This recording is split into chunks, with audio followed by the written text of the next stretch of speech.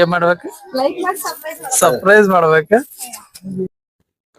Hi hello ನಮಸ್ಕಾರ ಎಲ್ಲ ದೊಡ್ಡ ಮಂದಿಗೆ ಮತ್ತೊಂದು ವಿಡಿಯೋಗೆ ನಿಮ್ಗೆ ಸ್ವಾಗತ. ಇವತ್ತು ನಮ್ಮ ಒಂದು ಪೂಜೆ ಐತಿ. ಅದ್ರ ಪೂಜೆ ಏನೇನು ನೋಡೋಣ ಅಂತ ಬರ್ರಿ. ಅಲ್ಲಿ ತನಕ ವಿಡಿಯೋಕ್ಕೆ ಒಂದು ಲೈಕ್ ಮಾಡಿರಿ, ಕಮೆಂಟ್ ಮಾಡ್ರಿ, ಹಂಗೆ ಫಾಲೋ ಮಾಡ್ಕೊಂಬಿಟ್ರಿ ಐಡಿನ.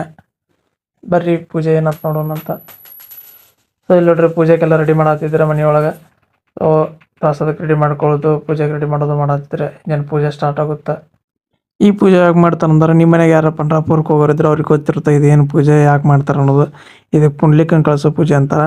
ಸೊ ಪಂಡ್ರಾಪುರಕ್ಕೆ ಹೋಗೋದ್ಮೇಲೆ ಒಂದು 15 ದಿವಸ ಒಳಗೆ ಈ ಪೂಜೆಯನ್ನು ಮಾಡ್ತಾರೆ. ಸೊ ನಮ್ಮ ಮನೆಯೊಳಗೆ ನಮ್ಮ ಆಂಟಿ ಈ ಪಂಡ್ರಾಪುರಕ್ಕೆ ಹೋಗಿ ಬಂದಿದ್ರು, ಅದಕ್ಕೆ ಈ ಪೂಜೆ ನಾವು ಮಾಡತ್ತೀವಿ. ಈ ಪೂಜೆದಾಗ ಏನು ಪಂಡರಿನಾಥಂದು ಏನು ಮಾಲೆ ಹಾಕಿರ್ತಾರಲ್ಲ, ಅಂದ್ರೆ ಮುತ್ತು ಹೊತ್ತಿರ್ತಾರಲ್ಲ, ಅವ್ರನ್ನೆಲ್ಲ ಕರೆಸಿ ಪೂಜೆ ಮಾಡಿಸ್ತಾರೆ. ನೋಡ್ಬೋದು ನೀವು ವಿಡಿಯೋದಾಗ.